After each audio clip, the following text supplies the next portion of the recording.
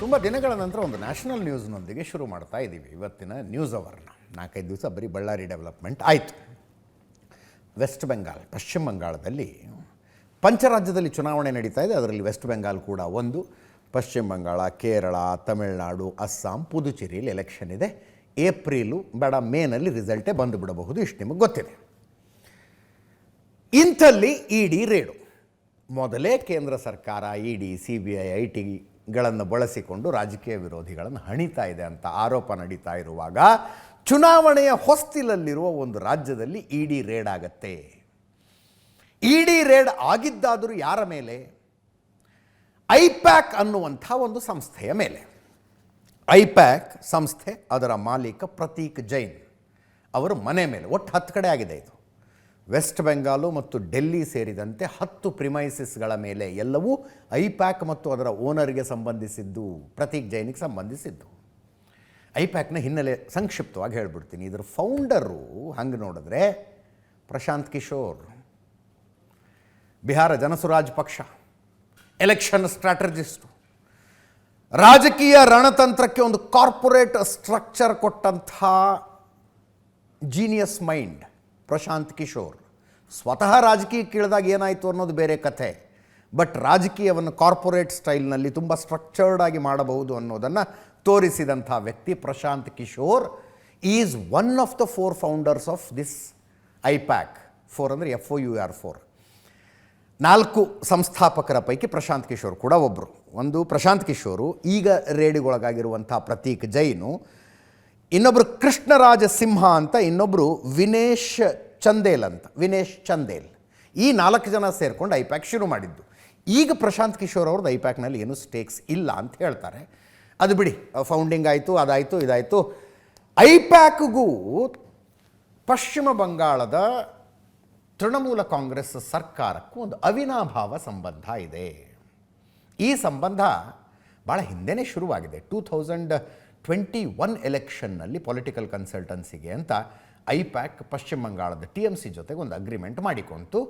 Result ಹಾಗೆ ಬಂತಲ್ಲ ಅದರದ್ದು. 2021ರಲ್ಲಿ ಏನು ಹವಾ ಆಗಿತ್ತು ಅಂದರೆ BJP ಇನ್ನೇನು ಪಶ್ಚಿಮ ಬಂಗಾಳವನ್ನು ಗೆದ್ಕೊಂಡೇ ಬಿಡ್ತು ಅಂತ. ನಾನೇ ಸ್ವತಃ ತಡ್ಕೊಳಕ್ಕಾಗದೆ ಎಲೆಕ್ಷನ್ ಕವರೇಜ್ ಮಾಡೋದಕ್ಕೆ ಅಂತ ಹೋಗಿದ್ದೆ, ನೋಡೋಣ ಗ್ರೌಂಡ್ ರಿಯಾಲಿಟಿ ಅಂತ. ಭಯಂಕರ ಜಿದ್ದಿನ ಎಲೆಕ್ಷನ್ ಅದು ಏನೋ ಬೆಂಗಾಳಿಯಲ್ಲಿ ಏನೋ ಅಂದಿದ್ರು ಇವರು, ಖೇಲಾ ಹೋಬೆ ಅಂತೇನೋ ಅಂತಿದ್ರು. ಸಾರಿ, ನಂಗೆ ಅದು ಕರೆಕ್ಟಾಗಿ ಬರ್ತೀವಿ. ಅಂದರೆ ಆಟ ಆಗಿಬಿಡಲಿ ಬನ್ನಿ ಒಂದು ಸಲ ಅಂತ. ಫುಟ್ಬಾಲ್ ಮೇಲೆ ಮಮತಾ ಬ್ಯಾನರ್ಜಿ ಕಾಲಿಟ್ಕೊಂಡು ನಿಂತಿದ್ದಂತಹ ಕಟೌಟ್ಗಳು ಬಂದ್ಬಿಟ್ಟು ಆಟ ಆಡೋಣ ಬಂದುಬಿಡಿ ಅಂತ. BJP ಏನು ತಿಪ್ಪರ್ಲಾಗ ಹಾಕಿದ್ರು 77ರ ಮೇಲೆ ದಾಟೋದಕ್ಕಾಗಲಿ 77ಕ್ಕೆ ಬಂದು ನಿಂತ್ಕೊಂಡು ಮತ್ತೊಮ್ಮೆ ಮಮತಾ ಬ್ಯಾನರ್ಜಿ ಅಧಿಕಾರಕ್ಕೆ ಬಂದರು. ಐಪ್ಯಾಕ್ನ ಕಾಂಟ್ರಿಬ್ಯೂಷನ್ ಬಗ್ಗೆ ಆವಾಗ ಡಿಸ್ಕಷನ್ ಆಗಿತ್ತು.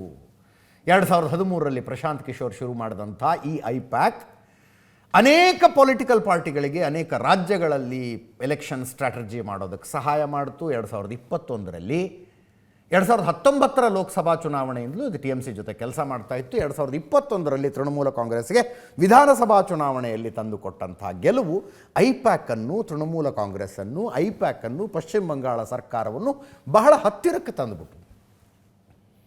ಅದಾದ ನಂತರ ಐಪ್ಯಾಕ್ ಅನ್ನುವ ಈ ಸಂಸ್ಥೆ ತೃಣಮೂಲ ಕಾಂಗ್ರೆಸ್ಸಿನ ಅಷ್ಟೂ ಸೋಷಿಯಲ್ ಮೀಡಿಯಾಗಳನ್ನು ಹ್ಯಾಂಡಲ್ ಮಾಡೋಕ್ಕೆ ಶುರು ಮಾಡಿತು. ಪಶ್ಚಿಮ ಬಂಗಾಳ ಸರ್ಕಾರದ ಅಷ್ಟೂ ಇಲಾಖೆಗಳ ಅಷ್ಟೂ ಸೋಷಿಯಲ್ ಮೀಡಿಯಾ ಹ್ಯಾಂಡಲನ್ನು ಇದು ಮಾಡೋದಕ್ಕೆ ಶುರು ಮಾಡಿತು. ಒಂದು ರೀತಿ ಇದರ ಮಾಲೀಕ ಪ್ರತೀಕ್ ಜೈನ್ ಮಮತಾ ಬ್ಯಾನರ್ಜಿಯವರ ಆಪ್ತ ವಲಯಕ್ಕೆ ಬಂದುಬಿಟ್ರು. ಪ್ರತಿಯೊಂದರ ಸ್ಟ್ರಾಟಜಿನೂ, ಯೋಜನೆ, ಘೋಷಣೆ ಎಲ್ಲವನ್ನೂ ಅವರ ಮೂಲಕ ಮಾಡಿಸೋದಕ್ಕೆ ಶುರು ಮಾಡಿದ್ರು. ಹೀಗಿದ್ದಾಗ ಇದು ನಡ್ಕೊಂಡು ಹೋಗ್ತಾ ಇತ್ತು. ಈಗ ಏಪ್ರಿಲ್ನಲ್ಲಿ ಎಲೆಕ್ಷನ್ ಇದೆ, ಮತ್ತೆ ಸ್ಟ್ರಾಟಜಿ ಮಾಡ್ತಾ ಇರೋರೇ ಇವರು. ಎಲೆಕ್ಷನ್ ಸ್ಟ್ರಾಟಜಿ ಅಂದರೆ ಯಾವ ಡೆಪ್ತಿಗೆ ಹೋಗ್ತಾರಂದರೆ ಪ್ರತಿ ಕ್ಷೇತ್ರವಾರು ಸರ್ವೆ, ಇಲ್ಲಿ ಯಾವ ಜಾತಿ ಹೆಂಗಿದೆ, ಯಾವ ಜಾತಿಯವರಿಗೆ ಟಿಕೆಟ್ ಕೊಡಬೇಕು, ಯಾವ ಪ್ಲ್ಯಾಂಕ್ ಇಟ್ಕೊಂಡು ಎಲೆಕ್ಷನ್ಗೆ ಹೋಗಬೇಕು ಎಲ್ಲನೂ ಡಿಸೈಡ್ ಮಾಡ್ತಾರೆ ಅವರು. ಈ ಸಲ ಎಲೆಕ್ಷನ್ಗೂ ಅದನ್ನೇ ಮಾಡ್ತಾಯಿದ್ರು. ಏಕಾಏಕಿ ಇಡಿ ರೇಡು. ಇಡಿ ಸುಮ್ಮನೆ ಬಂದು ರೇಡ್ ಮಾಡೋದಕ್ಕಾಗೋದಿಲ್ಲ. ರಾಜಕೀಯ ದುರುದ್ದೇಶವೋ ಇನ್ನೊಂದೋ ಮತ್ತೊಂದೋ ಕಾರಣ ಅಂತೂ ಒಂದು ಇರಬೇಕು. ಐಪ್ಯಾಕ್ ಮೇಲೆ ರೇಡ್ ಆಗಿದ್ದ ಕಾರಣ ಏನು? ಇಡಿ ECIR ದಾಖಲಿಸಿಕೊಳ್ಳಬೇಕು ಅಂದರೆ ಎಲ್ಲೋ ಒಂದು ಕಡೆ ಒಂದು FIR ಆಗಿರಬೇಕು. ಆ FIR ಆಧಾರದ ಮೇಲೆ ಯಾವುದೋ ಒಂದು ತನಿಖಾ ಸಂಸ್ಥೆ ನಡೆಸುವ ತನಿಖೆಯಲ್ಲಿ ಮನಿ ಲಾಂಡ್ರಿಂಗ್ ನಡೆದಿದೆ ಅನ್ನೋದಕ್ಕೆ ಸಾಕ್ಷಿ ಸಿಕ್ಕಿರಬೇಕು, ಅಕ್ರಮ ಹಣ ವರ್ಗಾವಣೆ ನಡೆದಿದೆ ಅನ್ನೋದಕ್ಕೆ ಸಾಕ್ಷಿ ಸಿಕ್ಕಿರಬೇಕು. ಅಂದರೆ ಮಾತ್ರ ಇಡಿ ಬರೋದಕ್ಕೆ ಸಾಧ್ಯ. ಅಂಥ ಇಡಿ ಐಪ್ಯಾಕ್ಗೆ ಬಂದಿದೆ. What exactly has happened? ನಿಮಗೆ ದೆಹಲಿ ಲಿಕ್ಕರ್ ಸ್ಕ್ಯಾಮ್ ಗೊತ್ತು. ಆಮ್ ಆದ್ಮಿ ಪಕ್ಷದ ಸರ್ಕಾರವನ್ನು ಬುಡ ಸಮೇತ ಅಲ್ಲಾಡಿಸಿದಂಥ ಸ್ಕ್ಯಾಮ್ ಅದು. ಸ್ವತಃ ಅರವಿಂದ್ ಕೇಜ್ರಿವಾಲ್ ಜೈಲಿಗೆ ಹೋಗಬೇಕಾಗಿ ಬಂದಂಥದ್ದು. ಲಿಕ್ಕರ್ ಸ್ಕ್ಯಾಮಿನ ಇಲ್ಲೀಗಲ್ ಬೆನಿಫಿಟನ್ನು ಗೋವಾ ವಿಧಾನಸಭಾ ಚುನಾವಣೆಗೆ ಆಮ್ ಆದ್ಮಿ ಪಕ್ಷ ಬಳಸಿದೆ ಅಂತ ಒಂದು ರಿಪೋರ್ಟ್ ಬಂದಿತ್ತು.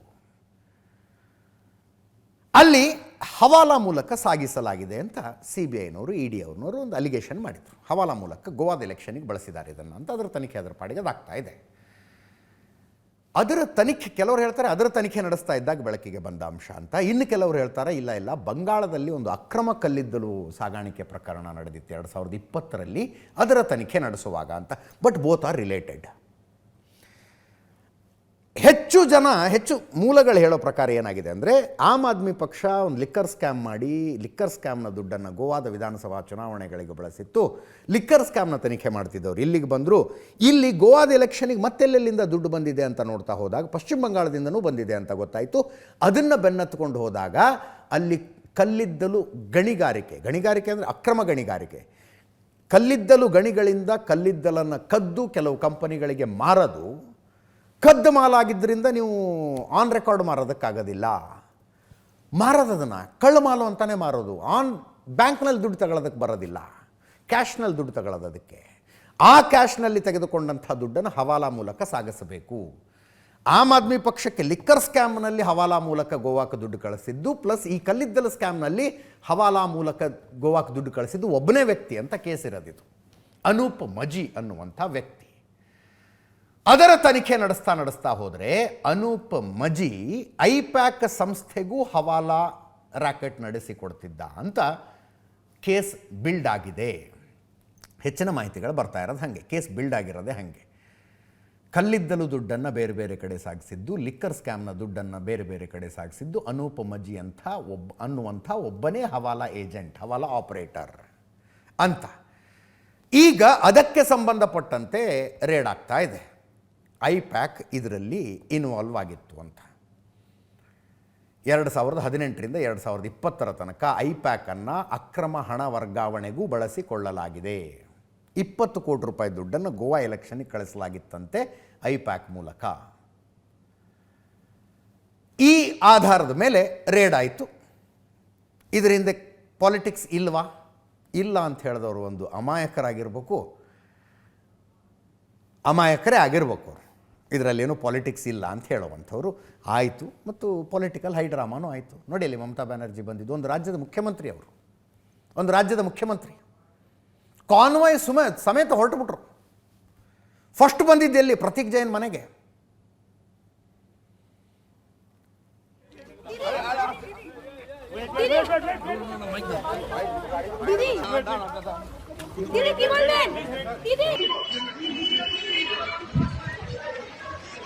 ಅದ್ಯಾವುದು ಲೌಡನ್ ಸ್ಟ್ರೀಟ್ ಅಂತ ಕಲ್ಕತ್ತಾದಲ್ಲಿ, ಅಲ್ಲಿ ಪ್ರತೀಕ್ ಜೈನ್ ಮನೆ ಇರೋದು. ಅಲ್ಲಿಗೆ ಬಂದರು ಸೀದಾ. ಇಡಿ ಅವರು ರಾಷ್ಟ್ರೀಯ ಭದ್ರತಾ ಪಡೆಗಳನ್ನು ಕರ್ಕೊಂಡು ಹೋಗೋದು ಯಾವಾಗಲೂ ಸೆಕ್ಯೂರಿಟಿ, ಲೋಕಲ್ ಪೊಲೀಸ್ ಕರ್ಕೊಂಡು ಹೋಗೋದಿಲ್ಲ ಅವರು ಸಾಮಾನ್ಯವಾಗಿ ಮನೆ ಮುಂದೆ ನಿಲ್ಲಿಸೋದಕ್ಕೆ. ಲೋಕಲ್ ಪೊಲೀಸ್ ಕರ್ಕೊಂಡು ಹೋದರೆ CM ಬಂದರೆ ನಿಲ್ಲಿಸೋ ತಾಕತ್ತಿರುತ್ತಾ ಲೋಕಲ್ ಪೊಲೀಸ್ಗೆ? ಸೆಲೆಕ್ಟ್ ಹೊಡೆದು ಒಳಗೆ ಬಿಟ್ಬಿಡ್ತಾರೆ. ಇಲ್ಲಿ ಯಾರಿಗೂ ತಡೆಯೋ ತಾಕತ್ತಾಗಲಿಲ್ಲ. ಸೀದಾ ಹೋಗ್ಬಿಟ್ರು ಪ್ರತೀಕ್ ಜೈನ್ ಮನೆಗೆ. ಇಡೀ ಅಧಿಕಾರಿಗಳು ಗಾಬರಿಯಾಗಿ ನೋಡ್ತಿರ್ತಾರೆ ಅದನ್ನು. ಹೆಂಗೆ ಆಗಬೇಕು ಯೋಚನೆ ಮಾಡಿ. ಅಲ್ಲಿ ಹೋದರೂ ಒಳಗೆ ಹೋಗಿ ಇಡಿ ಅವರು ಸರ್ಚ್ ನಡೆಸ್ತಾ ಇದ್ದಾರೆ. ಮುಖ್ಯಮಂತ್ರಿ ಆದವರು ಪ್ರತೀಕ್ ಜೈನ್ ಒಳಗೆ ಇದ್ದರು ಮನೇಲಿ. ಅವ್ರದ್ದು ಇಂಟ್ರಾಗೇಷನ್ ನಡೀತಾ ಇತ್ತು. ಒಂದಷ್ಟು ದಾಖಲೆಗಳನ್ನು ತಗೊಂಡ್ರು, ಫೈಲ್ಗಳನ್ನು ತಗೊಂಡ್ರು. ಪ್ರತೀಕ್ ಜೈನ್ ಮೊಬೈಲ್ ಇಸ್ಕೊಂಡ್ರು ಇವರು. ಕಂಪ್ಯೂಟರ್ದ ಹಾರ್ಡ್ ಡಿಸ್ಕ್ ಕಿತ್ಕೊಂಡು ಹೊರಗೆ ಬಂದ್ಬಿಟ್ರು. ಹೊರಗೆ ಬಂದು ಮೈಕ್ ಹಿಡ್ಕೊಂಡು ಮಾಧ್ಯಮಗಳಿಗೆ ಹೇಳಿಕೆಗಳನ್ನು ಕೊಟ್ಟರು. ನಾನು ತಗೊಂಬಂದಿದ್ದೀನಿ ಇವುಗಳನ್ನು ಅಂತ.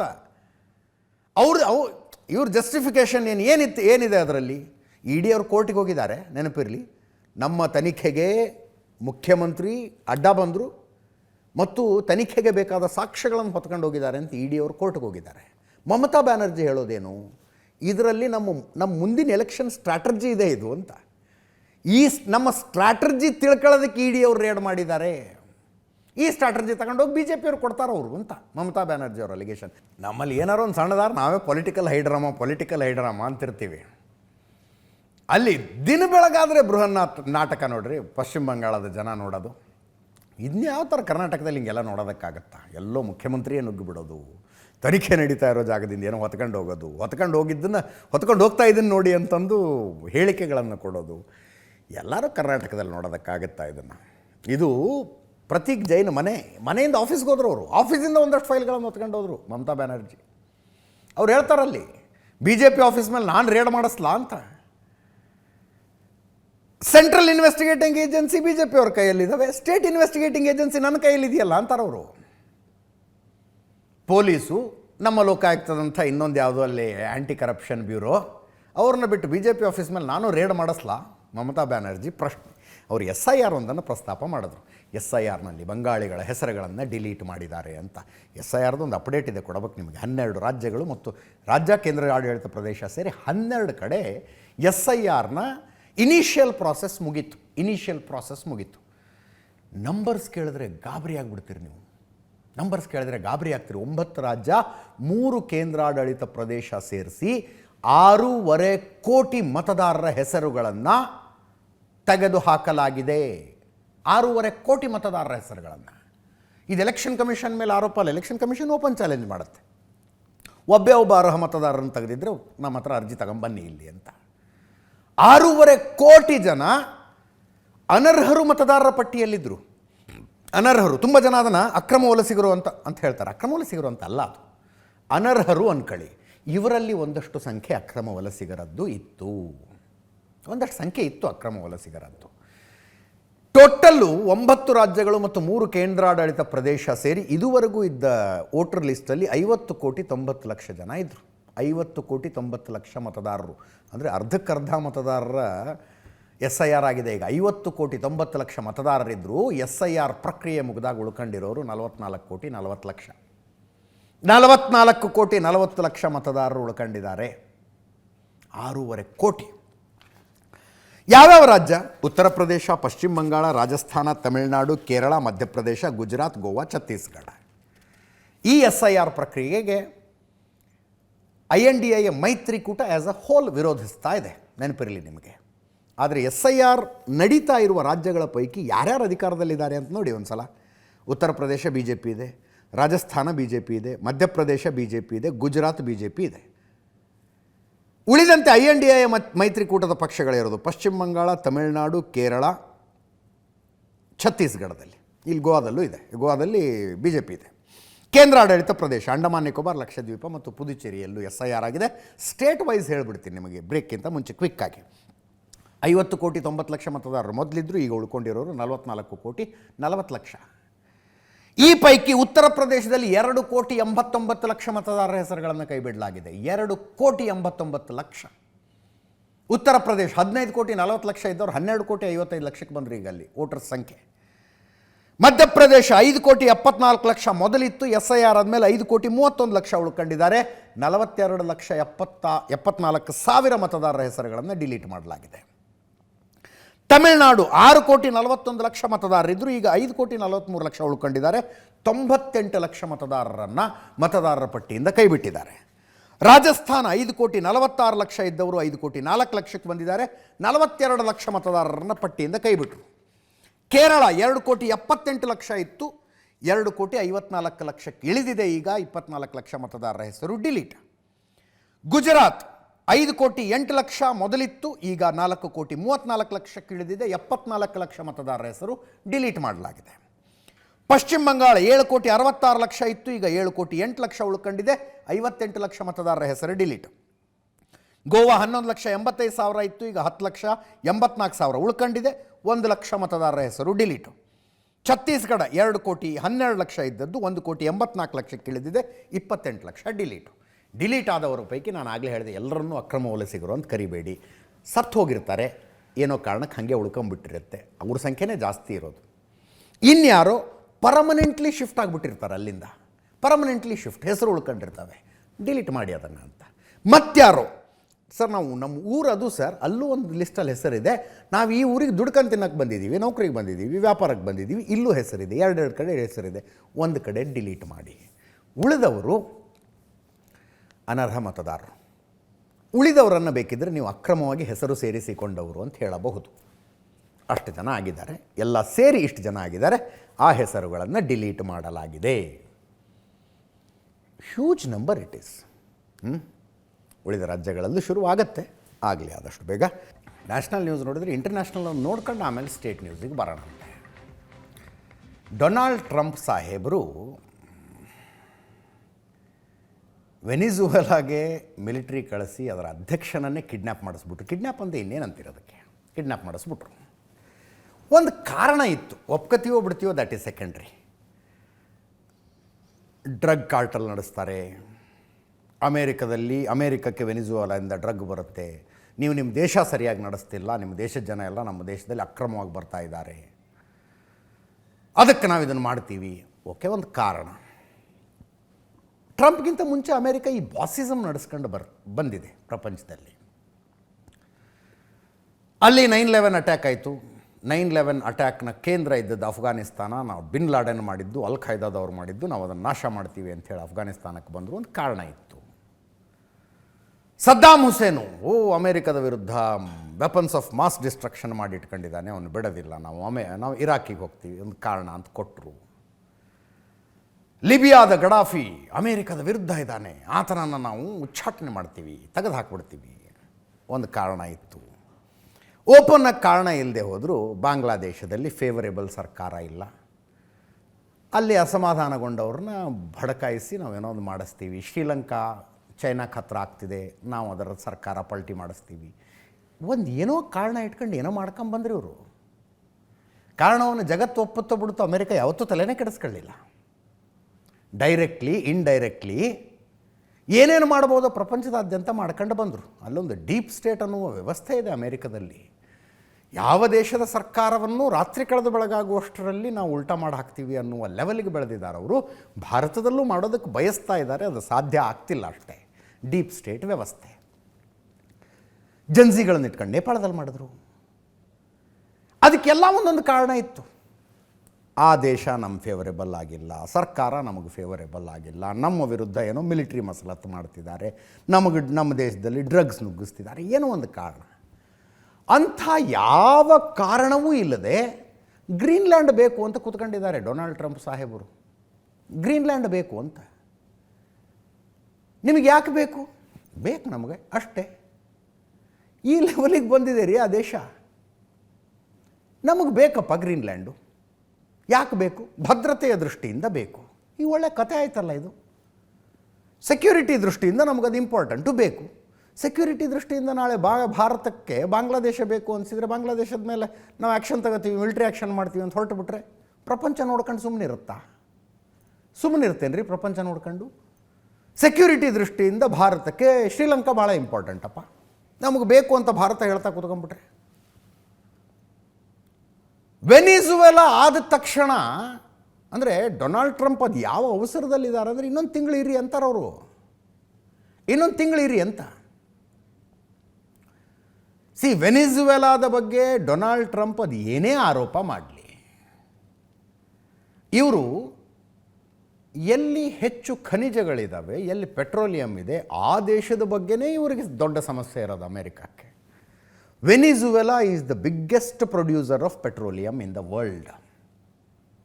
ನಾವೆಲ್ಲ ಪೆಟ್ರೋಲಿಯಂ ಅಂದ ತಕ್ಷಣ ಅರಬ್ ರಾಷ್ಟ್ರಗಳು ಅಂತೀವಿ. ವೆನಿಜುವೆಲಾ ಅದು biggest petroleum producer of the world is Venezuela. ಆ ದೇಶಕ್ಕೆ ಸರಿಯಾದ ಆಡಳಿತಗಾರರು ಸಿಗಲಿಲ್ಲ. ಫ್ರೀ ಬಿ ಕೊಡುವ ಮೂಲಕ ಜನರ ಮನಸ್ಸನ್ನು ಗೆದ್ದು ಬಿಡಬೇಕು ಅಂತ ಹೊರಟು ಹಾಳಾಯ್ತು ಆ ದೇಶ. ಅತಿರೇಕದ ಸಮಾಜವಾದ ಒಂದು ದೇಶವನ್ನು ಏನು ಮಾಡಬಹುದು ಅನ್ನೋದಕ್ಕೆ ವೆನಿಜುವೆಲಾ ಶಾಶ್ವತ ಉದಾಹರಣೆಯಾಗಿ ನಿಂತ್ಕೊಂಡ್ಬಿಡುತ್ತೆ. ಅತಿರೇಕದ ಸಮಾಜವಾದ ಏನು ಮಾಡಬಹುದು ಅಂತ. ಇರಲಿ, ಆ ವಿಷಯಕ್ಕೆ ಹೋಗೋದು ಬೇಡ ಈಗ. ಅದಾದ ನಂತರ ಗ್ರೀನ್ಲ್ಯಾಂಡ್ ಮೇಲೆ ಕಣ್ಣು. ಗ್ರೀನ್ಲ್ಯಾಂಡ್ನಲ್ಲಿ ಪ್ರಪಂಚದ ಅತ್ಯಂತ ವಿರಳ ಖನಿಜಗಳಿದ್ದಾವೆ. ಅತ್ಯಂತ ವಿರಳ. ಫ್ಯೂಚರ್ಗೆ ಬೇಕಾದಂತಹ ಖನಿಜಗಳಿದಾವಲ್ಲಿ. ಜನರಿಗೆ ಸಹಜವಾಗಿ ಅನ್ನಿಸ್ತಾ ಇದೆ. ಪೆಟ್ರೋಲಿಯಂಗಾಗಿ ವೆನಿಜುವೆಲಾನ ಹಂಗೆ ಮಾಡಿದ್ರಿ, ಖನಿಜಗಳಿಗಾಗಿ ಈಗ ಪ್ರೀಷಿಯಸ್ ಮಿನರಲ್ಸ್ಗಾಗಿ ಈಗ ಗ್ರೀನ್ಲ್ಯಾಂಡ್ ಮೇಲೆ ಕಣ್ಣು ಹಾಕ್ತಾ ಇದ್ದೀರಿ ಅಂತ ಜಗತ್ತಿಗೆ ಅನ್ನಿಸ್ತಾ ಇದೆ. ಪ್ರಪಂಚದ ಅತಿ ದೊಡ್ಡ ದ್ವೀಪ ಗ್ರೀನ್ಲ್ಯಾಂಡ್. ಡೆನ್ಮಾರ್ಕಿಗೆ ಸೇರುತ್ತೆ, ಆದರೆ ಅದಕ್ಕೊಂದು ಸ್ವಾಯತ್ತತೆ ಇದೆ, ಒಂದು ಇಂಡಿಪೆಂಡೆನ್ಸ್ ಇದೆ, ಅದಕ್ಕೆ ಅದರದೇ ಆದಂಥದ್ದು ಸ್ವಾಯತ್ತತೆ ಇದೆ. ಆ ಪ್ರಪಂಚದ ಅತಿ ದೊಡ್ಡ ದ್ವೀಪ ಈಗ ಸಾಹೇಬರಿಗೆ ಬೇಕಾಗಿದೆ. ಗ್ರೀನ್ಲ್ಯಾಂಡು ಯುರೋಪಿಯನ್ ಒಕ್ಕೂಟದಲ್ಲಿ ಒಂದು ಸೇರ್ಪಡೆಗೊಳ್ಳುವಂಥ, ಯುರೋಪಿಯನ್ ಒಕ್ಕೂಟದಲ್ಲಿರುವಂಥ, ಯುರೋಪಿಯನ್ ಯೂನಿಯನ್ನಲ್ಲಿರುವಂಥ ಒಂದು ಐಲ್ಯಾಂಡ್. ಅದು ಕೌನ್ಸಿಲ್ ಆಫ್ ಯುರೋಪ್ನ ಭಾಗ. ವಿಶ್ವದ ಅತಿ ದೊಡ್ಡ ದ್ವೀಪ. ಕೆನಡಾದ ಆರ್ಕ್ಟಿಕ್ ದ್ವೀಪ ಸಮೂಹದ ಪೂರ್ವಕ್ಕಿದೆ. ಅಟ್ಲಾಂಟಿಕ್ ಮತ್ತು ಆರ್ಕ್ಟಿಕ್ ನಡುವೆ ಗ್ರೀನ್ಲ್ಯಾಂಡ್ ಬರುತ್ತೆ. ಪ್ರೀಷಿಯಸ್ ಅಂದರೆ ಪ್ರೀಷಿಯಸ್ ಮಿನರಲ್ಸ್ ಇದಾವಲ್ಲಿ. ಅತ್ಯಂತ ವಿರಳವಾದ ಹರಳುಗಳು ಸಿಗ್ತವೆ. Very beautiful country. 1951ರಲ್ಲಿ ಒಂದು ಒಪ್ಪಂದ ಆಗಿ ಅಮೇರಿಕಾ ಅಲ್ಲಿ ಮಿಲಿಟರಿ ಬೇಸ್ ಮಾಡ್ಕೊಂಡಿದೆ ಈಗಾಗಲೇ. ಅಮೇರಿಕದ ಸೇನಾ ತುಕಡಿ ಒಂದಿರುತ್ತಲ್ಲಿ, ಅವರ ಸೈನಿಕರಿದ್ದಾರೆ, ಯುದ್ಧ ವಿಮಾನಗಳಿದ್ದಾವೆ, ಅಲ್ಲಿನ ಸಮುದ್ರದಲ್ಲಿ ಅವರ ಯುದ್ಧ ನೌಕೆಗಳು ಓಡಾಡ್ತವೆ. ಅದು 1951ರಲ್ಲಿ ಆಗಿರುವಂಥ ಅಗ್ರಿಮೆಂಟ್. ಅದು ಫ್ರೀಯಾಗಿ ಮೂವ್ಮೆಂಟ್ ಮಾಡೋದಕ್ಕೆ ಏನೂ ಸಮಸ್ಯೆ ಇಲ್ಲ ಅಲ್ಲಿ. ಆದರೆ ಸ್ಟ್ರಾಟಜಿಕಲಿ ನಮಗೆ ಯಾಕೆ ಬೇಕು ಅಂತ ಡೊನಾಲ್ಡ್ ಟ್ರಂಪ್ ಹೇಳ್ತಾರೆ ಅಂದರೆ, ರಷ್ಯಾ ಒಂದು ವೇಳೆ ಅಮೇರಿಕದ ಕಡೆ ಒಂದು ಮಿಸೈಲನ್ನು ಲಾಂಚ್ ಮಾಡಿದ್ರೆ ಗ್ರೀನ್ಲ್ಯಾಂಡನ್ನು ದಾಟ್ಕೊಂಡು ಬರ್ಬೇಕು. ಅದು ಗ್ರೀನ್ಲ್ಯಾಂಡ್ ದಾಟ್ಕೊಂಡು ಬರಬೇಕು. ಅಲ್ಲಿ ಒಂದು ಬೇಸ್ ಮಾಡಿಕೊಂಡು ಈ ಕ್ಷಿಪಣಿ ನಿರೋಧಕ ವ್ಯವಸ್ಥೆ, ಆ್ಯಂಟಿ ಮಿಸೈಲ್ ಸಿಸ್ಟಮ್ ಮಾಡ್ಕೊಂಡು ಗ್ರೀನ್ಲ್ಯಾಂಡ್ ಮೇಲೆ ಅದನ್ನು ಹೊಡೆದು ಬಿಡಬೇಕು ಅಂತ ಅಮೇರಿಕದ ಆಸೆ, ಲೆಕ್ಕಾಚಾರ. Fine, fair and fine. ಅದಕ್ಕೆ ಬೇಡ ಅಂತ ಗ್ರೀನ್ಲ್ಯಾಂಡ್ ಯಾವಾಗ ಹೇಳಿದೆ? ಮಿಲಿಟ್ರಿ ಬೇಸೇ ಮಾಡ್ಕೊಂಡಿದ್ದೀರಿ ನೀವು, ಇಲ್ಲೊಂದು ಆ್ಯಂಟಿ ಮಿಸೈಲ್ ಸಿಸ್ಟಮ್ ಮಾಡ್ಕೊಳ್ಳಿ. ಬರೀ ಆ್ಯಂಟಿ ಮಿಸೈಲ್ ಸಿಸ್ಟಮ್ ಮಾಡ್ಕೊಂಡ್ರೆ ಆಗೋದಿಲ್ಲ, ಆ ದೇಶನೇ ನನಗೆ ಬೇಕು. This is what he is telling. ದೇಶ ಬೇಕು ಅಂದರೆ ಇದು ಕೇವಲ ಭದ್ರತೆಗೆ ಸಂಬಂಧಿಸಿದ ವಿಷಯ ಆಗೋದಿಲ್ಲ. ನಿಮಗೆ ಆ ದೇಶದ ಸಂಪತ್ತಿನ ಮೇಲೆ ಕಣ್ಣಿದೆ ಅಂತ ಅನಿಸುತ್ತೆ. ಪ್ರೀಷಿಯಸ್ ಮಿನರಲ್ಸ್ ಇದ್ದಾವೆ, ಅಪರೂಪದ ಹರಳುಗಳಿದ್ದಾವೆ. ಪ್ರೀಷಿಯಸ್ ಮಿನರಲ್ಸ್ ಅಂತ 34 ಗುರುತಿಸ್ತಾರಂತೆ ವಿಜ್ಞಾನಿಗಳು. ಅದರ ಪೈಕಿ 25 ಗ್ರಾಫೈಟ್, ಲಿಥಿಯಮ್ಮು, ಈ ಫ್ಯೂಚರಿಸ್ಟಿಕ್ ಇವಿಗಳಲ್ಲಿ, ಎಲೆಕ್ಟ್ರಿಕಲ್ ವೆಹಿಕಲ್ಗಳಲ್ಲಿ ಬಳಸುವಂಥ ಅಪರೂಪದ ಖನಿಜಗಳಲ್ಲಿದ್ದಾವೆ. ಬೇಕಾಗಿದೆ ಇವರಿಗೆ. ಕೇಳಿಸ್ಕೊಳ್ಳಿ, ಡೊನಾಲ್ಡ್ ಟ್ರಂಪ್ ಅದೆಷ್ಟು ಉಡಾಫೆಯಿಂದ ಉತ್ತರ ಕೊಡ್ತಾರೆ ಅಂದರೆ, ಪತ್ರಕರ್ತರ ಪ್ರಶ್ನೆಗಳಿಗೆ ನೀವು ಗ್ರೀನ್ಲ್ಯಾಂಡ್ ಮೇಲೆ ಏನಾದ್ರು ಆ್ಯಕ್ಷನ್ ಮಾಡ್ತೀರಾ ಅಂದರೆ, ನನಗೆ ಈಗ ಗ್ರೀನ್ಲ್ಯಾಂಡ್ ಬಗ್ಗೆ ಮಾತಾಡೋಕ್ಕೆ ಮನಸ್ಸಿಲ್ಲ. ನನಗೆ ವೆನಿಜುವೆಲಾ, ರಷ್ಯಾ, ಯುಕ್ರೇನ್ ಬಗ್ಗೆ ಮಾತಾಡೋಣ. 2 ತಿಂಗಳಾದ ಮೇಲೆ ಗ್ರೀನ್ಲ್ಯಾಂಡ್ ಬಗ್ಗೆ ನಾನು ಯೋಚನೆ ಮಾಡ್ತೀನಿ ಅಂತ. 2 ತಿಂಗಳಾದ ಮೇಲೆ ಯೋಚನೆ ಮಾಡ್ತೀನಿ, ಅಥವಾ ಒಂದು 20 ದಿನ ಆದಮೇಲೆ ಮಾತಾಡೋಣ ಗ್ರೀನ್ಲ್ಯಾಂಡ್ ಬಗ್ಗೆ ಅಂತ. ಅರೇ, ಪುಗ್ಸಟ್ಟೆ ಬಿದ್ದಿದೆಯೇನ್ರಿ ಒಂದು ದೇಶ ಅಂದರೆ? ಪುಗ್ಸಟ್ಟೆ ಬಿದ್ದಿದೆಯಾ? ರಾಷ್ಟ್ರೀಯ ಭದ್ರತೆಯ ದೃಷ್ಟಿಕೋನದಿಂದ ನಮಗೆ ಗ್ರೀನ್ಲ್ಯಾಂಡ್ ಬೇಕೇ ಬೇಕು, ಬೇಕೇ ಬೇಕು. ಆ ದೇಶ ನಿಮ್ಮ ವಿರುದ್ಧ ಏನಾದ್ರು ಮಾಡ್ತಾ, ಅಥವಾ ನಿಮ್ಮ ವಿರೋಧಿಗಳ ಜೊತೆಗೆ ಸೇರ್ಕೊಂಡು ಏನಾದ್ರು ಮಾಡ್ತಾ ಇದೆಯಾ? ಏನೂ ಇಲ್ಲ. ಮಕ್ಕಳು ಹೇಳೋಂಗಿಲ್ವ, ಬೇಕು ಅಂದರೆ ಬೇಕು. ಹಾಗಿದೆ ಡೊನಾಲ್ಡ್ ಟ್ರಂಪ್ ಹೇಳ್ತಾ ಇರೋ. ನಾನಾಗಲೇ ಹೇಳಿದೆ, ಗ್ರೀನ್ಲ್ಯಾಂಡ್ ಡೆನ್ಮಾರ್ಕಿಗೆ ಸೇರಿದ ಒಂದು ಸ್ವಾಯತ್ತ ದ್ವೀಪ. ಡೆನ್ಮಾರ್ಕ್ನ ಮ್ಯಾಪ್ನಲ್ಲಿ ಬರುತ್ತೆ, ಆದರೆ ಅದಕ್ಕೆ ಅದರದೇ ಆದ ಸ್ವಾಯತ್ತತೆ ಇದೆ.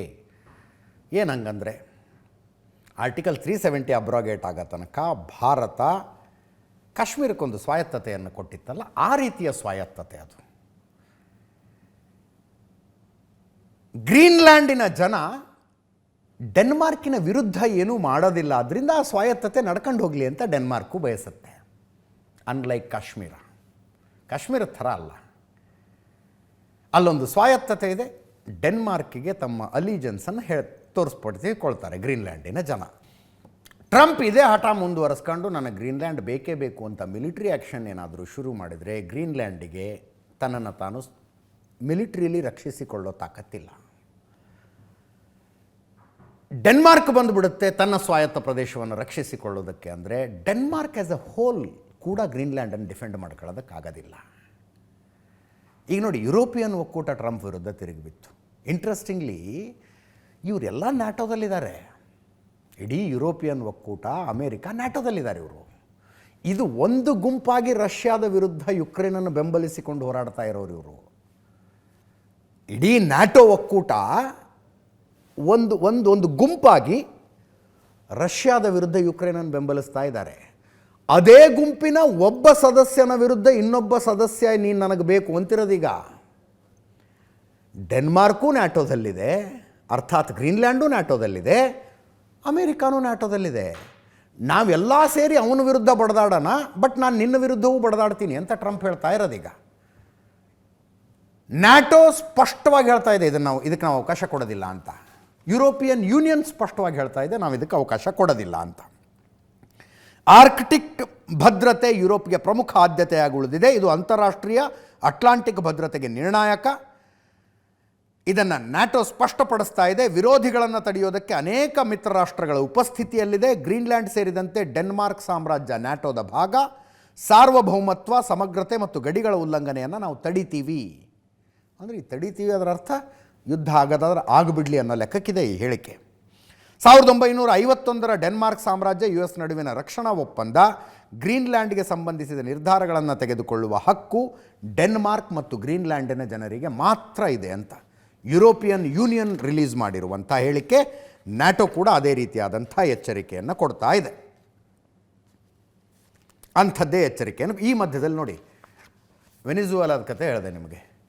ವೆನಿಜುವೆಲಾದ ಕಡೆ ಬರ್ತಾ ಇದ್ದಂಥ ರಷ್ಯಾದ 2 ಟ್ಯಾಂಕರ್ಗಳನ್ನು, ಟ್ಯಾಂಕರ್ ಅಂದರೆ ಯುದ್ಧ ಟ್ಯಾಂಕರ್ ಅಲ್ಲ, ಪೆಟ್ರೋಲಿಯಂ ಟ್ಯಾಂಕರ್ಗಳನ್ನು ಅಮೇರಿಕನ್ ನೇವಿ ಕ್ಯಾಪ್ಚರ್ ಮಾಡ್ಕೊಂಡಿದೆ. ನೆನ್ನೆ ರಾತ್ರಿ ಬಂದಂಥ ಸುದ್ದಿ ಇದು. ಪ್ರಪಂಚದ ಇತಿಹಾಸದಲ್ಲಿ ಹೀಗೆ ರಷ್ಯಾದ ಹಡಗುಗಳನ್ನು ಅಮೇರಿಕ ನಿಲ್ಲಿಸಿದ ಉದಾಹರಣೆ ಇಲ್ಲ. ಇದು ಇಂಟರ್ನ್ಯಾಷನಲ್ ಲಾಗೆ ವಿರುದ್ಧ. ಯುನೈಟೆಡ್ ನೇಷನ್ಸ್ನವರು ಫಾರ್ಮ್ ಮಾಡಿರುವಂಥ ಓಷಿಯನ್ ಲಾಸ್ ಅಂತ ಇದೆ. ಆ ಲಾ ಪ್ರಕಾರ ಒಂದು ಹಡಗು ಒಂದು ದೇಶದ ಧ್ವಜವನ್ನು ನೆಟ್ಕೊಂಡು ಸಮುದ್ರದಲ್ಲಿ ಹೊರಟ್ರೆ ಅದನ್ನು ಯಾವ ಕಾರಣಕ್ಕೂ ಇನ್ನೊಂದು ದೇಶ ವಶಪಡಿಸಿಕೊಳ್ಳುವಂತಿಲ್ಲ. ಕಡಲ್ಗಳ್ಳರು ಮಾಡ್ತಾರೆ ಅದನ್ನು. ಹಡಗ ಹೈಜಾಕನ್ನು ಕಡಲ್ಗಳ್ಳರು ಮಾಡ್ತಾರೆ. ಅಮೇರಿಕ ಮಾಡ್ತಾ ಇದೆ ಈಗ ಅದನ್ನ. ಅಂದರೆ ಯುನೈಟೆಡ್ ನೇಷನ್ಸ್ ಅನ್ನೋದು ಅಸ್ತಿತ್ವದಲ್ಲಿ ಉಳ್ಕೊಂಡಿಲ್ವೋ ಸಂಶಯ ಬರಹಂಗಿದೆ ಈ ಕೆಲಸ.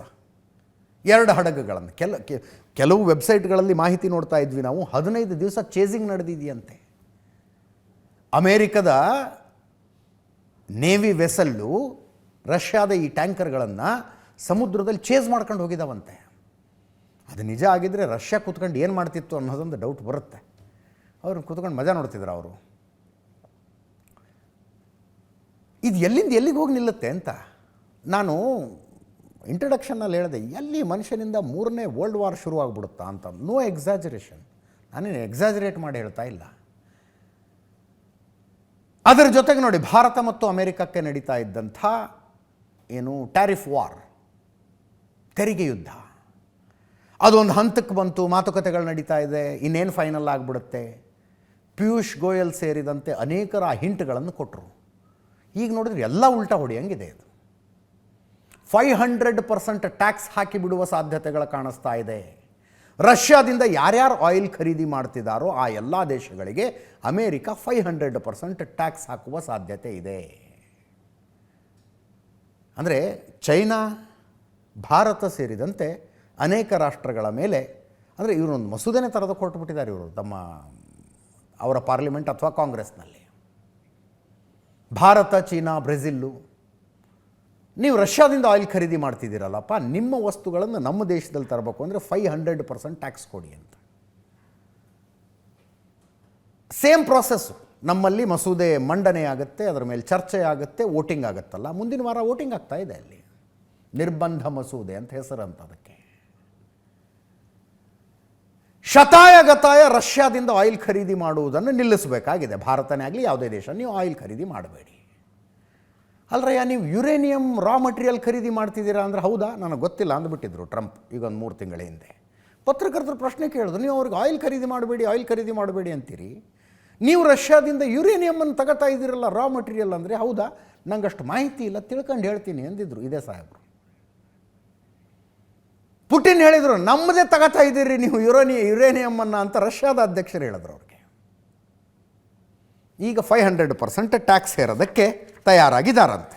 ಈ ಮಧ್ಯದಲ್ಲಿ ಡೊನಾಲ್ಡ್ ಟ್ರಂಪ್ರ ಒಂದು ಹೇಳಿಕೆ ಭಾರತದ ಬಗ್ಗೆ, ಮೋದಿ ಬಗ್ಗೆ, ನಿಮ್ಮನ್ನು ಮೀಟ್ ಮಾಡಬಹುದಾ ಪ್ಲೀಸ್ ಅಂತ ಕೇಳಿದ್ರಂತೆ ಮೋದಿ.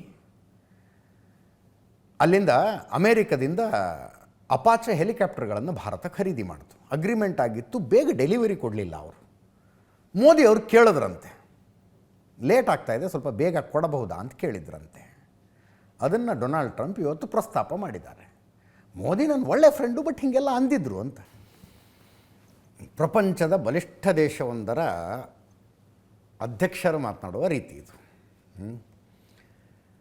ಅಮೇರಿಕದಲ್ಲಿ ಭಾರತದ ರಾಯಭಾರಿ ನಮ್ಮ ಹತ್ರ ಬಂದು ನಾವು ರಷ್ಯಾದಿಂದ ಆಯಿಲ್ ಖರೀದಿ ಕಡಿಮೆ ಮಾಡಿದ್ದೀವಿ ಅಂತ ನನಗೆ ಹೇಳಿದ್ರು ಅಂತ ಅಂದರು ಪ್ರೆಸ್ ಮುಂದೆ. ಆವಾಗ ಡೊನಾಲ್ಡ್ ಟ್ರಂಪು ಮುಗ್ಯಾಂಬೋ ಖುಷ್ ಹುವಾ ಅಂದ್ಕೊಂಡಿರ್ತಾರಂತೆ. ನಾನು ಹೇಳ್ತಿರೋದಲ್ಲ, ಮಲ್ಲಿಕಾರ್ಜುನ್ ಖರ್ಗೆ ಅವರು ಹೇಳ್ತಾ ಇದ್ದಾರೆ. ಯಾಕೆ ಮೋದಿ ಅವರೇ ನೀವು ಟ್ರಂಪ್ ಮುಂದೆ ಕೈ ಕಟ್ಕೊಂಡು ನಿಲ್ತೀರಿ ಅಂತ ಪ್ರಶ್ನೆ ಅವ್ರದ್ದು. ಯಾಕೆ ಅವ್ರು ಹೇಳಿದ್ದಕ್ಕೆಲ್ಲ ತಲೆ ಆಡಿಸ್ತೀರಿ ನೀವು? ದೇಶದ ಜನ ನಿಮ್ಮನ್ನು ಆರಿಸಿರುವುದು ಅದಕ್ಕಲ್ಲ ಅಂದರು AICC ಅಧ್ಯಕ್ಷರು, ರಾಜ್ಯಸಭೆ ವಿಪಕ್ಷ ನಾಯಕರು ಮಲ್ಲಿಕಾರ್ಜುನ ಖರ್ಗೆ ಅವರು. ಕೇಳಿಸ್ಕೊಳ್ಳಿ. ಟ್ರಂಪು ಇಂಟರ್ನ್ಯಾಷನಲ್ ಟ್ರೇಡಿಂದ ನೇರವಾಗಿ ಹೈಪರ್ ಲೋಕಲ್ ಸುದ್ದಿಗೆ ಬರೋಣ. ಈಗ ಕೋಗಿಲುನಲ್ಲಿ ಮನೆ ತೆರವು ಮಾಡಿದ ಪ್ರಕರಣ, ಅದೊಂದು ಕಡೆ ಚರ್ಚೆ ನಡೀತಾ ಇದೆ.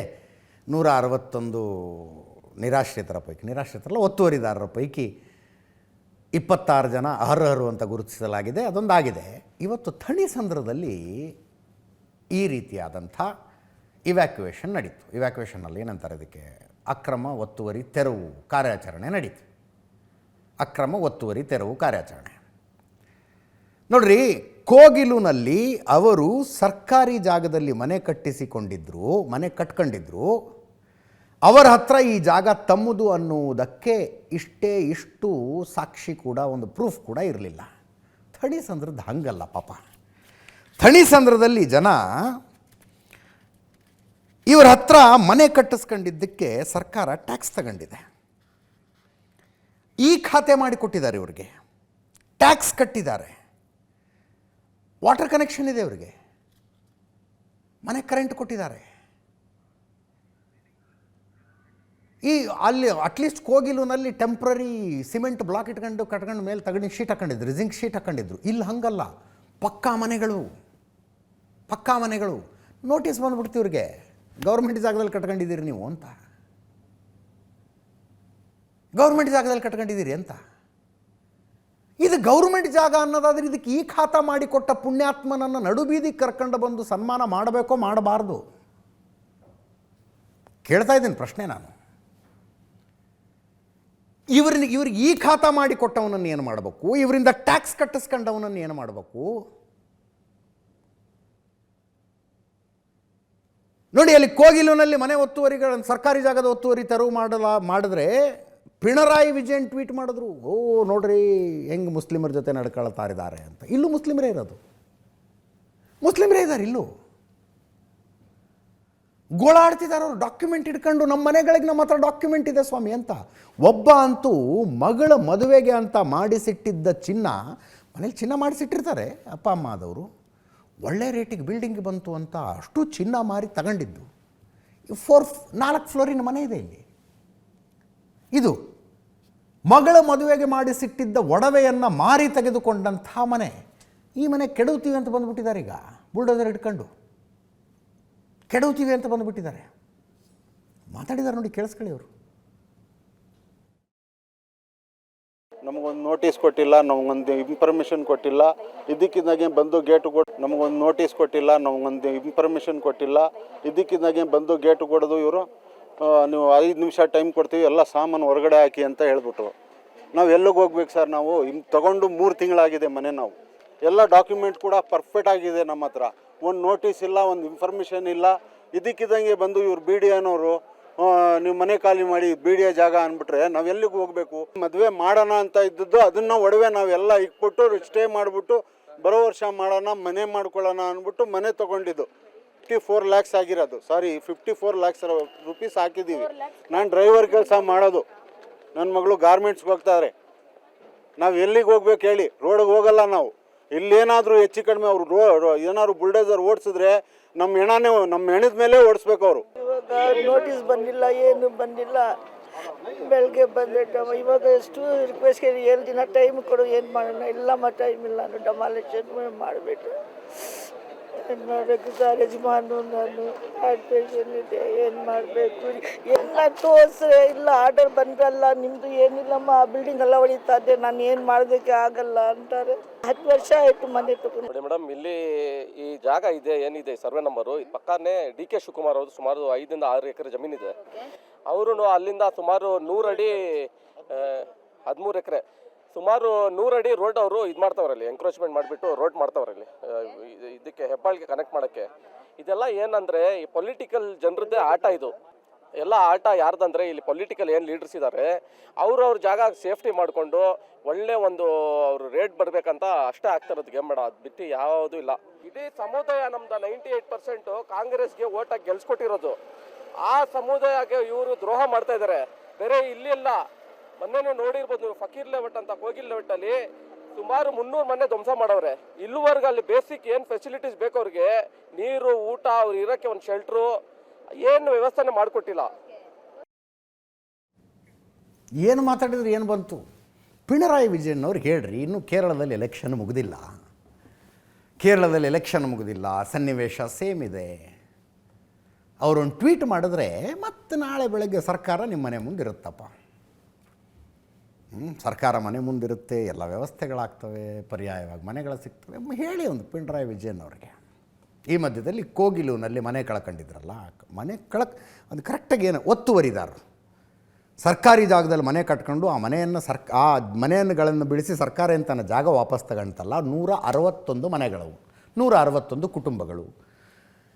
ಆ ಕುಟುಂಬಗಳ ಪೈಕಿ ಎಲ್ಲರ ದಾಖಲೆಗಳನ್ನು ಪರಿಶೀಲನೆ ಮಾಡಿದಾಗ 26 ಜನರಿಗೆ ಇವರು ಅರ್ಹರು, ಇವರಿಗೆ ಮನೆ ಕೊಡಬಹುದು ಅಂತ ಸರ್ಕಾರ ಡಿಸೈಡ್ ಮಾಡಿದೆ. 26 ಕುಟುಂಬಗಳಿಗೆ ಒಂದಷ್ಟು ಕ್ರೈಟೀರಿಯಾ ಇಟ್ಕೊಂಡಿದ್ದಾರೆ ಅವರು. ಯಾವುದೋ ಊರಿನಿಂದ, ಕರ್ನಾಟಕದ ಯಾವುದೋ ಊರಿನಿಂದ ಬಂದು ಬೆಂಗಳೂರಿಗೆ ಬಂದಿರಬೇಕು, ವಲಸೆ ಬಂದಿರಬೇಕು, ಆ ಜಾಗದಲ್ಲಿದ್ದು 5 ವರ್ಷ ಆಗಿರಬೇಕು, ನಿಮ್ಮ ಮಾತೃಭಾಷೆ ಯಾವುದೇ ಆಗಿರಲಿ, ನೀವು ಕರ್ನಾಟಕದ ನಕಾಶೆಯೊಳಗಿನ ಯಾವುದಾದ್ರೂ ಜಿಲ್ಲೆ, ತಾಲೂಕು, ಊರಿನವರಾಗಿರ್ಬೇಕು ಅಂತ. ಅಂಥ 26 ಕುಟುಂಬಗಳನ್ನು ನೆನಪಿರಲಿ. ಜನವರಿ 1ನೇ ತಾರೀಕು ಕೊಡಬೇಕಾಗಿತ್ತು ಇವತ್ತಿಗೆ ಇವ್ರಿಗೆ ಮನೇನ. ಸ್ವಲ್ಪ ದಾಖಲೆ ಪರಿಶೀಲನೆ ಆಗ್ತಿದೆ, 2ನೇ ತಾರೀಕು ಕೊಡ್ತೀವಿ ಅಂದರು. ಇವತ್ತೆಷ್ಟು ತಾರೀಕು? 8. ಇವತ್ತು ಕೊಡುವ ಸಾಧ್ಯತೆ ಇದೆ ಅಂತ ಜಮೀರ್ ಅಹಮದ್ ಖಾನ್ ಅವರು ಹೇಳಿದ್ರು. ದಾಖಲೆಗಳ ಪರಿಶೀಲನೆ ನಡೀತಾ ಇದೆ ಅಂತ ರೆವಿನ್ಯೂ ಮಿನಿಸ್ಟರ್ ಕೃಷ್ಣ ಬೈರೇಗೌಡರು ಹೇಳ್ತಾ ಇದ್ದಾರೆ. ಕೇಳಿಸ್ಕೊಳ್ಳಿ. ಇಲ್ಲ ಸಮಯ, ಈ ಥರ ಡಾಕ್ಯುಮೆಂಟ್ ವೆರಿಫಿಕೇಶನ್ 26 ಜನಗೆ ಏನೋ ಆಗಿದೆ ಅಂತ, ಏನೋ 26 ಜನಕ್ಕೆ ಇವತ್ತೇನೋ ಮನೆ ಕೊಡ್ಬೋದು. 26 ಜನಕ್ಕೆ ಏನಕ್ಕೆ ಡಾಕ್ಯುಮೆಂಟ್ ವೆರಿಫಿಕೇಶನ್ ಆಗಿ 161 ಮನೆಗಳು ಡೆಮಾಲಿಷ್ ಆಗಿದೆ. ಅಪ್ಲಿಕೇಶನ್ಗಳು ಜಾಸ್ತಿ ಬಂದಿದೆ. ಅಪ್ಲಿಕೇಶನ್ ಹಾಕೋರಿಗೆಲ್ಲ ಮನೆ ಕೊಡಕ್ ಆಗಲ್ಲ. ಕಂಡೀಷನ್ಲಿ ಅಂದ್ರೆ ಅವ್ರು ಡಾಕ್ಯುಮೆಂಟ್ ವೆರಿಫಿಕೇಶನ್ ಮಾಡ್ತಾರೆ. ಅವ್ರು ಲೋಕಲ್ ಆಗಿರ್ಬೇಕು, ನಮ್ಮ ಕರ್ನಾಟಕದವ್ರು ಇರಬೇಕು. ಆಚೆಯವ್ರು ಇದ್ರೆ ಯಾವ ಕಾರಣಕ್ಕೆ ಕೊಡಲ್ಲ. ಆಚೆಯವ್ರಿಗೆ ಯಾವ ಕಾರಣಕ್ಕೆ ಕೊಡಲ್ಲ ನಾವು. ಅವ್ರು 5 ವರ್ಷ ಇಲ್ಲಿ ವಾಸ ಮಾಡಿರ್ಬೇಕು, ಬೆಂಗಳೂರು ಸಿಟಿಯವರು, ಅಂಥವ್ರನ್ನೇ ನಾವು ಕೊಡೋಕ್ಕಾಗೋದು. 5 ವರ್ಷ ಅವ್ರು ಯಾರು ವಾಸ ಆಗಿರ್ತಾರೆ ಅದಕ್ಕೆ ತಡ ಆಗ್ತಾ ಇರೋದು. ಯಾರು ಅರ್ಹರಿದ್ದಾರೆ ಅನ್ನೋದನ್ನ ಪರಿಶೀಲನೆ ನಡೆಸಿದ್ದಾರೆ. ಪರಿಶೀಲನೆ ಇನ್ನೂ ಕೂಡ ನಡೆದಿದೆ. ಇದರೊಂದಿಗೆ ಇವತ್ತಿನ ನ್ಯೂಸ್ ಅವರ್ ಮುಗಿಸ್ತಾ ಇದ್ದೀವಿ. ನೇರ, ದಿಟ್ಟ, ನಿರಂತರ ಸುದ್ದಿಗಾಗಿ ನೋಡ್ತಾ ಇರಿ ಏಷ್ಯಾನೆಟ್ ಸುವರ್ಣ ನ್ಯೂಸ್.